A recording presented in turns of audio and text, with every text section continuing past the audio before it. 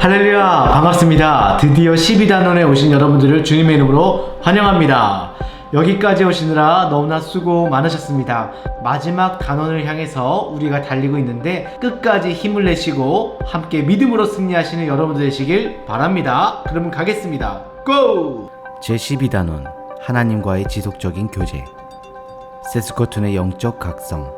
저는 페이스 침례교회의 목사가 될 것인지에 대해서 이야기를 나누려고 세스코툰에 갔습니다. 하나님이 제가 그곳에서 섬기기를 원하시는지 알아보려고 간 것입니다. 하나님은 그 지역에서 목회하고 계시던 한 목사님을 통해서 저에게 말씀하셨습니다. 그 목사님은 바로 전해에 덩컨 캠블 목사님이 세스코툰에 다녀갔다고 말씀해 주셨습니다. 여기서 덩컨 캠블 목사님은 하나님이 스코틀랜드의 헤브리디스 섬에서 영적 각성을 일으키는데 온전히 쓰임받은 목사님이십니다. 캠블 목사님은 캐나다 전 지역으로 확산될 영적 각성이 이곳에서 불붙게 될 것이라는 확신을 하나님께 받았다고 했습니다. 그것은 제 몸의 피를 완전히 거꾸로 흐르게 만들었습니다. 저는 제가 사는 동안 캐나다의 영적인 각성이 일어나기를 고대해 왔습니다. 하나님이 제 삶에 새겨놓으신 영적 표징들이 저를 세스코툰에서 섬기라는 쪽으로 인도하였기 때문에 저는 페이스 침례교회의 목사로 부르심을 수락했습니다. 저는 세스코툰에서 목회하는 다른 교파 목사님들과 영적인 각성을 위해서 함께 기도하기를 원했습니다. 그래서 화요일, 목요일에 두 그룹의 기도회를 가졌습니다. 약 1년 반 동안 우리는 함께 기도했습니다. 하루는 빌 맥클리오드 목사가 제게 전화를 해서 헨리, 우리가 기도해오던 바가 실현되고 있어요 라고 말했습니다. 그는 그의 교회가 일주일에 걸친 부흥회를 방금 마쳤다고 했습니다. 그의 교회에는 6년 동안이나 서로 말을 하지 않고 지내던 형제 둘이 있었는데 그들은 모두 집사였습니다. 그들이 앉은 자리에서 뛰어나와 서로 껴안고 울면서 그들의 관계를 새롭게 했다는 것입니다. 하나님의 큰 감동이 그 교회를 휩쓸었습니다. 집회는 계속되었고 여러 기독단체들이 참여하기 시작했습니다. 맥클리오드 목사님의 교회는 금세 사람들로 차고 넘치게 되었습니다. 우리는 700명이 앉을 수 있는 성공의 교회로 옮겼습니다. 하룻밤 만에 그 교회도 꽉 찼습니다. 우리는 900명을 수용할 수 있는 얼라이언스 교회로 옮겼는데 그것도 이틀 만에 차고 넘치게 되었습니다. 그 후 우리는 1500명이 모일 수 있는 연합교회로 가서 11주 동안 매일 집회를 열었습니다. 집회는 매일 저녁 10시, 11시까지 계속되었습니다. 매일 밤 집회 후에는 하나님과의 관계를 바로잡기 위한 모임을 가졌고 수많은 사람들이 남아서 참석했습니다. 어떤 때는 새벽 4시, 5시까지 모임이 계속되었습니다. 그 영적 각성으로 캐나다 전역의 부흥운동이 크게 번지기 시작했습니다. 이 단원의 암송 구절입니다. 히브리서 10장 24절부터 25절입니다. 서로 돌아보아 사랑과 선행을 격려하며 모이기를 패하는 어떤 사람들의 습관과 같이 하지 말고 오직 권하여 그날이 가까움을 볼수록 더욱 그리하자. 아멘. 다시 한번 읽어드리겠습니다. 서로 돌아보아 사랑과 선행을 격려하며 모이기를 패하는 어떤 사람들의 습관과 같이 하지 말고 오직 권하여 그날이 가까움을 볼수록 더욱 그리하자. 아멘. 히브리서 10장 24절에서 25절 말씀입니다. 제1과 깨어진 교제를 회복하는 하나님의 구제책. 코이노니아는 믿는 자들에게 있어 어떤 선택사항이 아니다. 코이노니아는 믿는 자들에게 있어 어떤 선택사항이 아닙니다. 교회 역시 마찬가지입니다. 그리스도 안에 있기 위해서 그분 몸의 지체가 되는 데에는 살아계신 그리스도와의 교제가 요구됩니다. 사랑의 관계, 즉 코이노니아, 당신이 하나님과 갖는 교제는 당신이 하나님을 알고 하나님의 뜻을 알고 그의 뜻을 행하는 데 있어 가장 중요한 부분입니다. 신약 성경에 나오는 그리스도인들에게서 볼 수 있는 역동적인 생명력을 체험하려면 코이노니아가 개인과 교회에 꼭 있어야 합니다. 하나님과 그분의 아들 예수 그리스도의 친밀한 교제는 그리스도인 형제 자매들과의 교제를 만들어냅니다. 오직 하나님만이 진정한 코이노니아를 만드실 수 있습니다. 이 거룩한 교제는 서로 어울릴 수 없을 만큼 심각한 차이를 지닌 사람들이 살아있는 영적 교제를 누리게 될 때 표현되는 것입니다. 다음 중 어떤 것이 사람들 사이의 교제를 창조하고 지속시키시는 하나님의 능력을 좀 더 잘 나타냅니까? 1. 비슷한 인종적 언어 배경과 교육 수준, 경제적 수준을 지닌 사람들 간에 이루어지는 거룩한 교제. 2. 배경이나 사회적 위치가 매우 다른 사람들 간에 이루어지는 거룩한 교제. 여러분들은 무엇이 답이라고 체크하셨습니까? 네, 저는 2번을 체크했습니다. 배경이나 사회적 위치가 매우 다른 사람들 간에 이루어지는 거룩한 교제라고 나와 있습니다. 여러분들은 어디를 체크하셨습니까? 초대교회는 가장 본질적인 믿음의 공동체로서 성령의 역사하심에 따라 비전을 함께 공유하고 예수 그리스도의 믿음의 울타리 안에서 참으로 하나님을 경험하고 진정한 코이노니아를 경험한 교회였습니다. 그래서 사도행전 4장 32절부터 35절까지를 보면 우리가 현대 교회에서는 상상하기조차 어려운 짙은 농도의 코이노니아가 그들 가운데 있었음을 볼 수가 있습니다. 사도행전 4장 32절부터 35절까지 함께 읽겠습니다. 믿는 무리가 한 마음과 한 뜻이 되어 모든 물건을 서로 통용하고 자기 재물을 조금이라도 자기 것이라 하는 이가 하나도 없더라. 사도들이 큰 권능으로 주 예수의 부활을 증언하니 무리가 큰 은혜를 받아 그 중에 가난한 사람이 없으니 이는 밭과 집 있는 자는 팔아 그 판 것의 값을 가져다가 사도들의 발 앞에 두매 그들이 각 사람의 필요를 따라 나누어 줌이라. 아멘. 네, 그들은 서로 다른 배경과 사회적 위치가 전혀 다른 사람들이 모여서 남녀노소 빈부귀천에 상관없이 믿음 안에서 하나 되었던 그런 공동체였습니다. 즉 모든 사람이 예수 그리스도 안에서 한마음 한뜻이 되어 하나님의 진정한 은혜 가운데 함께 나누고 통용하였던 진정한 나눔과 사랑의 코이노니아가 존재했던 그런 믿음의 교회였습니다. 그것이 바로 성경에서 말하는 초대교회였습니다. 여러분들의 가정과 양무리와 교회가 초대교회와 같은 짙은 농도의 믿음의 역사가 일어나기를 소망합니다.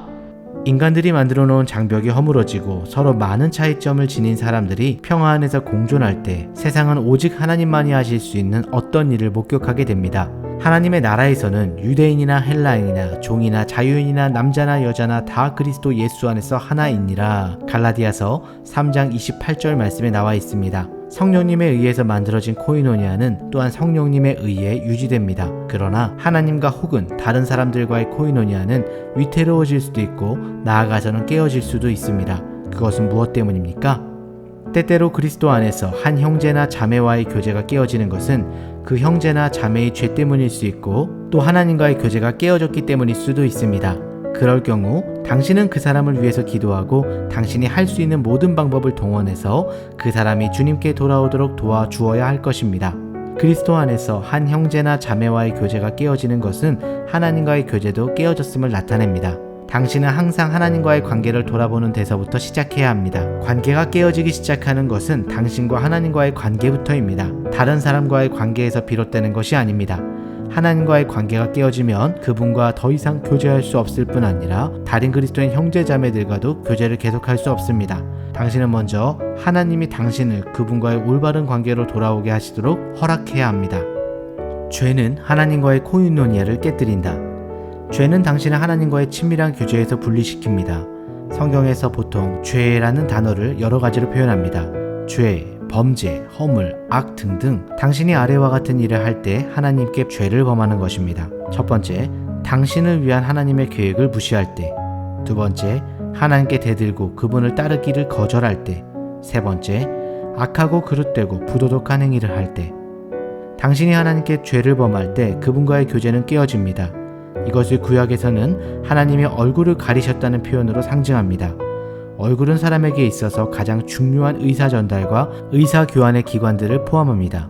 눈은 보고 귀는 듣고 입은 말합니다. 하나님은 육체적인 몸을 갖지 않으셨지만 히브리인들에게 있어서 하나님의 얼굴은 그분의 임재와 수락과 승인을 나타내셨습니다. 하나님이 그분의 얼굴을 돌리시는 것은 거부와 불찬성과 그들에게서 떠나심을 나타냈습니다. 다음 성경 구절을 읽고 얼굴이란 단어가 나오면 동그라미를 하십시오. 단어에 집중하면서 한번 같이 나가보겠습니다. 고! 내가 넘치는 진노로 내 얼굴을 내게서 잠시 가렸으나 이사야서 54장 8절 말씀. 그의 탐심의 죄악으로 말미암아 내가 노하여 그를 쳤으며 또 내 얼굴을 가리고 노하였으나 이사야서 57장 17절 말씀. 주께서 우리에게 얼굴을 숨기시며 우리의 죄악으로 말미암아 우리가 소멸되게 하셨음이니이다. 이사야서 64장 7절 말씀. 그들의 모든 악행으로 말미암아 나의 얼굴을 가리어 이성을 돌아보지 아니하였음이라. 예레미야서 33장 5절 말씀. 다음 성경 구절들을 보고 하나님의 얼굴에서 어떤 부분에 해당하는지 써보십시오. 눈, 코 또는 입이라고 써놓으십시오. 첫 번째, 내가 나의 마음의 죄악을 품었더라면 주께서 듣지 아니하시리이다. 시편 66편 18절 말씀.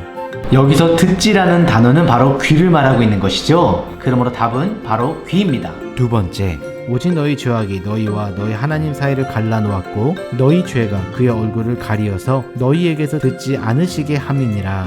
이사야서 59장 2절 말씀. 여기서도 마지막에 듣지 않으시게 함이로라 라고 나와 있죠. 바로 듣는 부분에 대해서 이야기하고 있습니다. 그러므로 답은 귀입니다. 세 번째, 주 여호와의 말씀이니라. 보라, 날이 이를지라 내가 기근을 땅에 보내리니 양식이 없어 주림이 아니며 물이 없어 가람이 아니요 여호와의 말씀을 듣지 못한 기갈이라. 사람이 이 바다에서 저 바다까지 북쪽에서 동쪽까지 비틀거리며 여호와의 말씀을 구하려고 돌아다녀도 얻지 못하리니. 아모스서 8장 11절에서 12절 말씀. 자, 여기 보니까 사람들이 기갈, 바로 기근이 났습니다. 목이 마르고 굉장히 갈증이 나는 상태에 와 있는데 무엇 때문에 갈증이 났습니까? 바로 주님의 입에서 나오는 주님의 말씀 때문에, 하나님의 말씀으로 인해서 그들이 목마르고 갈증이 났다고 나와 있습니다. 그러므로 답은 바로 입입니다. 입. 네 번째, 주께서는 눈이 청결하심으로 악을 참아보지 못하시며 패역을 참아보지 못하시거늘. 하박국 1장 13절 말씀. 여기 보니까 주께서는 눈이 정결하심으로 라고 나와 있습니다. 바로 무엇을 나타냅니까? 우리가 보는 바로 눈을 나타내고 있습니다. 바로 눈입니다. 여러분들은 무엇이라 답하셨습니까? 성경에서 하나님이 그분의 얼굴을 가리셨다는 표현이 나올 때 어떤 의미로 쓰셨습니까? 해당되는 모든 것에 체크하시기 바랍니다. A. 하나님이 무서워하심. B. 하나님이 사람들로 하여금 그분의 임재를 경험치 못하게 하심. C. 죄 때문에 하나님의 한 개인이나 한 민족을 거부하심. D. 죄악 때문에 하나님이 보거나 듣거나 말씀하기를 거부하심. 네, 하나님께서 얼굴을 가리실 때는 사람들이 무서워서 가리는 것이 아닙니다. 사람들의 패역한 죄 때문에 그 얼굴을 가리실 때가 있다는 것입니다. 바로 그때는 하나님의 임재가 없고 때로는 한 사람이나 민족 자체를 거부하실 때가 있으며 그 죄악 때문에 하나님의 눈과 입과 귀를 닫을 때가 있다는 것입니다. 실제로 성경에는 400년 동안에 하나님이 말씀하시지 않았던 침묵기가 있었습니다. 그런 것처럼 답은 B, C, D가 답입니다. B, C, D에 체크하셨다면 여러분이 정답입니다. 하나님이 왜 얼굴을 가르셨습니까? 하나님이 왜 얼굴을 가르셨을까요? 지금 읽을 362페이지 중반에 보면 잘 나와 있습니다. 같이 한번 읽어보겠습니다. 고! 하나님이 무서워서 얼굴을 가리시는 것이 아닙니다. 하나님은 죄에 대한 분노로 인해 얼굴을 가리십니다. 그것은 하나님이 사람들로 하여금 그분의 임재를 경험하지 못하게 하심과 그분의 죄를 거부하심, 죄를 보거나 듣거나 말씀하기를 거부하심을 보여줍니다. 그런 일이 일어날 때 우리와 하나님과의 교제는 깨어집니다. 시편 기자가 애절하게 여호와여 어느 때까지이니까 나를 영원히 잊으시나이까 주의 얼굴을 나에게서 어느 때까지 숨기시겠나이까. 시편 13편 1절 말씀입니다. 이렇게 부르짖은 것은 당연합니다. 하나님의 자녀들에게 있어서 하나님과의 교제는 가장 소중한 특권이기 때문입니다. 하나님의 얼굴을 숨기시는 것은 가장 심한 징계인 것입니다. 그러나 이러한 징계까지도 하나님이 우리를 그분과의 교제로 다시 부르기 원하시는 사랑의 표현입니다. 한 개인이 체험하는 이러한 하나님과의 깨어진 교제는 한 집단에게도 일어날 수 있습니다. 한 가족에게, 한 교회나 교단, 국가에도 일어날 수 있습니다. 죄에 대한 하나님의 구제책들, 죄와 깨어진 교제에 대한 구제책을 우리에게 주신 하나님께 감사를 드리십시오. 만일 우리가 우리의 죄를 자백하면 그는 미쁘시고 의로우사 우리 죄를 사하시며 우리를 모든 불의에서 깨끗하게 하실 것이요. 요한일서 1장 9절 말씀. 당신이 형편없이 그릇된 존재라는 사실을 하나님 앞에서 인정할 때 하나님은 당신의 죄를 자백합니다. 자백과 회개는 늘 병행되어야 합니다. 죄를 회개할 때 당신은 죄의 길에서 돌이켜 하나님께로 돌아옵니다. 죄 때문에 하나님과의 교제가 깨어졌을 때 죄를 인정하고 죄에서 돌이키십시오. 하나님께로 돌아오면 하나님은 당신을 용서하시고 그분과의 교제를 새롭게 해주실 것입니다. 죄 때문에 하나님과의 코이노니아가 깨졌을 때 당신은 죄를 용서받기 위해서 무엇을 해야 합니까? 네, 죄를 용서받기 위해선 무엇을 해야 될까요? 사람과 사람 간에도 우리가 미안하다고 얘기하고 용서를 받듯이 바로 하나님께도 진정한 눈물의 회개를 해야 되는 것입니다. 바로 회개를 해야 되는 것입니다. 죄를 짓게 되면 하나님과 우리 관계 가운데 벽이 생기게 되고 우리 안에 자연히 영적 기쁨은 사라지게 됩니다. 그러면 믿는 자는 견딜 수 없이 괴롭게 됩니다. 특히 한때 성령의 충만함을 체험했던 사람, 영적인 기쁨이 가득했던 사람일수록 더욱 그러할 수 있습니다. 신앙생활도 재미없게 느껴지고 열매도 없고 기력도 없어질 것입니다. 그러므로 하나님과의 교제를 잃어버린 사람은 진정으로 회개함으로 그 관계를 회복해야만 합니다. 그래야 삶 가운데 기쁨이 충만해지는 것입니다. 교회는 완전한 사람들이 모인 것이 아니라 회개하는 죄인들이 모인 곳입니다. 우리는 날마다 주님의 보혈 앞에 나와 우리의 죄를 씻음받아야만 합니다. 하나님의 사람들은 죄를 끌어안고서는 절대로 행복할 수가 없습니다. 죄가 죄같이 느껴지지 않고 양심의 가책이 느껴지지 않는다면 그 사람은 하나님을 진정 마음에 두고 있는 사람이 아닙니다. 그러나 하나님의 말씀을 듣고 마음이 찔려서 죄를 자복하고 마음을 찢어 회개하면 죄를 씻음받은 용서의 기쁨으로 가득 차게 됩니다. 그래서 다윗은 하나님 앞에 죄를 지었을 때 시편 51편 11절에서 12절에 이렇게 고백합니다. 나를 주 앞에서 쫓아내지 마시며 주의 성령을 내게서 거두지 마옵소서 라고 간절히 고백하고 있습니다. 거듭난 인생은 바로 이런 것입니다. 성령 충만의 반대는 성령의 소멸입니다. 다윗은 무엇보다 죄를 지을 때 하나님의 영이 자신을 떠나게 될까봐 매우 떨며 두려워하며 극심하게 힘들어하였습니다. 즉 여호와의 감동이 소멸된다는 것은 촛대를 옮겨버린다는 것입니다. 즉 여호와의 관계 코이노니아가 훼손된 것이죠. 다윗이 죄 중에 있을 때 하나님은 크게 분노하며 슬퍼하셨습니다. 다윗은 싸늘하게 식어가는 그 성령의 슬픈 통곡의 눈물을 느끼면서 그가 고백한 것입니다. 나를 주 앞에서 쫓아내지 마시며 주의 성령을 내게서 제발 거두지 말아 주시옵소서. 주님, 나를 떠나가지 마옵소서. 주의 구원의 즐거움을 내게 회복시켜 주시고 자원하는 심령을 주사 나를 붙들어 달라고 간절하게 주님께 고백한 것입니다. 우리가 숨겨두고 고백하지 않은 죄들, 방치되어서 놔뒀던 죄들로 인하여서 우리의 구원의 기쁨을 잃어버릴 수 있습니다. 그러므로 영적인 기쁨과 활력이 사라지기 전에 하루빨리 죄를 회개하고 하나님 앞에서 거룩을 회복하고 하나님과의 관계를 완전하게 회복해야 될 줄 믿으시기 바랍니다. 여러분, 회개하는 것이 무엇입니까? 하나님 앞에 용서를 받는 것입니다.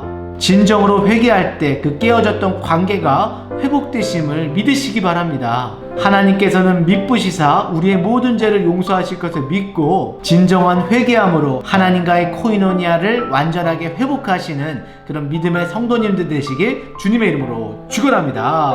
이것이 바로 예수님을 믿는 크리스천들의 자세입니다. 그 누구도 사람이 하나님께 죄를 범할 수 있는 방법을 다 셀 수는 없습니다. 그리고 모든 죄는 하나님과의 코이노니아를 깨뜨려 놓습니다. 죄에 대한 하나님의 구제책은 죄에 대해서 하나님께 동의하고 죄에서 돌이켜 하나님께로 돌아오는 것입니다. 당신은 자백하고 회개해야만 합니다. 당신의 죄를 지을 때 성령님은 그 죄에 대해서 죄책감을 느끼게 하십니다. 하나님은 항상 당신이 하나님과 올바른 관계를 맺기 바라십니다.